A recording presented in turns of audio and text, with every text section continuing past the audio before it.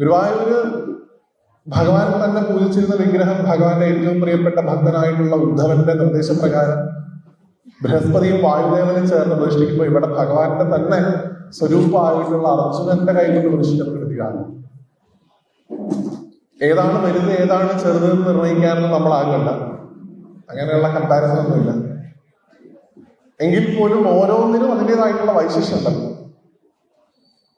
ദേവഗുരുവായിട്ടുള്ള ബൃഹസ്പതിയും വായുദേവനും ചേർന്ന് പ്രതിഷ്ഠിച്ച ഗുരുവായൂരിനോളം തന്നെ വിശേഷം തിരുവാറന്മുളയ്ക്കുണ്ട്.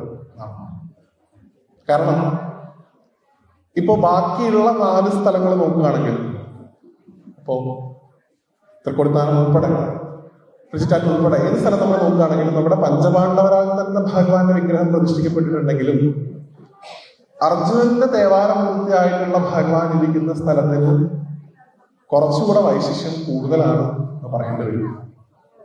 കാരണം ഭഗവാനും അർജുനനും തമ്മിൽ ഭേദഭാവം ഉണ്ടായിരുന്നില്ല. ഭഗവാൻ തന്നെയായിരുന്നു ഒരു തരത്തിൽ അർജുനൻ. ഏറ്റവും പ്രധാനപ്പെട്ട ഭഗവാന്റെ 2 ഭാവങ്ങൾ, മഹാവിഷ്ണുവിന്റെ 2 ഭാവങ്ങളെ കുറിച്ച് സംസാരിക്കുമ്പോൾ നരഭാവവും നാരായണ ഭാവവും പറയാറുണ്ട്. നരനാരായണ ഋഷിമാരെ കുറിച്ച് നമ്മൾ കേട്ടിട്ടുണ്ട്. രണ്ടും ഭഗവാൻ തന്നെയാണ്. ഭഗവാനിൽ തന്നെയുള്ള 2 ഭാവമാണ്, ഒന്ന് നരഭാവവും ഒന്ന് നാരായണ ഭാവം. ഭഗവാന്റെ അവതാരങ്ങൾ എടുത്തു നോക്കിക്കഴിഞ്ഞാൽ ഇത് രണ്ടും ഇങ്ങനെ ഏറി കുറഞ്ഞിരിക്കുന്നത് കാണാം.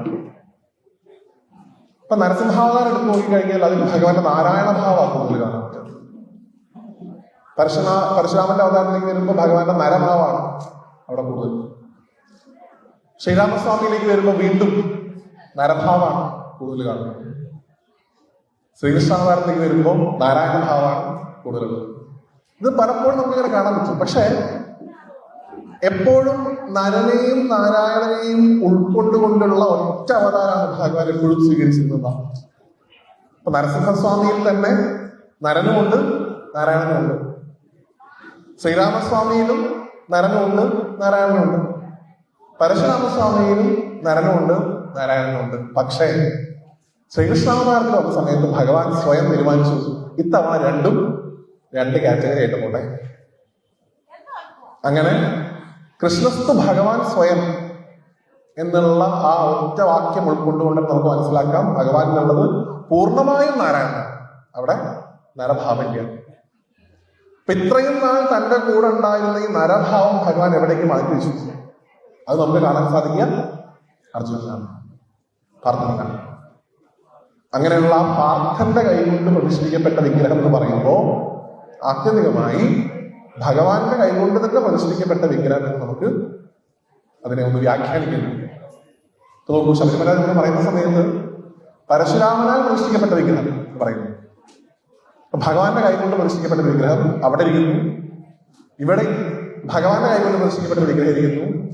ഈ 2 സ്ഥലത്തേക്ക് തമ്മിലുള്ള ബന്ധം എന്താണെന്ന് ഞാൻ പറയാമെന്ന് എന്നോട് പറയുന്നു. ഭഗവാന്റെ 2 അവതാരങ്ങളാൽ പ്രതിഷ്ഠിക്കപ്പെട്ട 2 പ്രധാനപ്പെട്ട ക്ഷേത്രങ്ങളെ കണക്ട് ചെയ്യുന്നൊരു പോയിന്റാണ് ആറന്മുള.